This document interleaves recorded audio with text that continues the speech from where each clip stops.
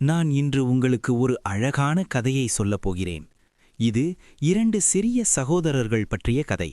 மந்திரம் நிறைந்த ஒரு காட்டில் நடந்த சுவாரஸ்யமான பயணம். ஒரு நாள் அந்த 2 குழந்தைகள் கிராமத்தின் அருகிலுள்ள காட்டில் விளையாடிக் கொண்டிருந்தார்கள். சிரித்தும் ஓடியும் மகிழ்ச்சியாக இருந்த அவர்கள் தெரியாமல் கொஞ்சம் தூரம் சென்று விட்டார்கள். திடீரென அவர்கள் சுற்றி பார்த்தபோது வழி தெரியாமல் போய்விட்டது. அவர்கள் சென்ற காடு சாதாரண காடு அல்ல, அது மந்திரக் காடு. உயரமான மரங்கள் மெதுவாக கிசுகிசித்தது போல சத்தம் எழுப்பின. சில சிறிய ஒளிரும் உயிரினங்கள் இருளில் மின்னின. காற்று மெதுவாக வீசியது. எல்லாமே புதுமையாகவும் கொஞ்சம் பயமாகவும் இருந்தது.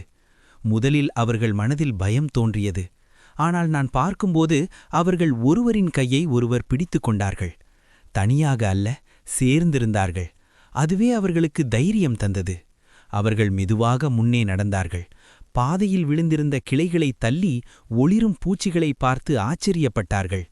ஒரு இடத்தில் பெரிய மரம் பாதையை மறைத்தது.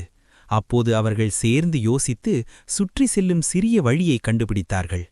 மற்றொரு இடத்தில் ஒரு சிறிய ஆறு வழியை தடுத்தது. அப்போது அவர்கள் ஒருவருக்கொருவர் உதவி செய்து கவனமாக கடந்து சென்றார்கள். தனியாக இருந்தால் அது கடினமாக இருந்திருக்கும்.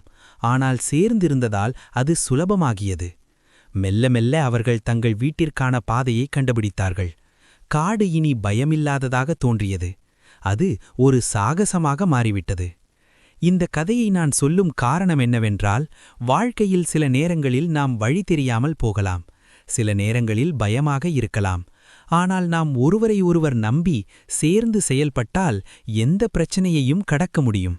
இந்த மந்திரக்காடு குழந்தைகளுக்கு ஒரு பெரிய பாடம் கற்றுக் கொடுத்தது. For more videos, please subscribe.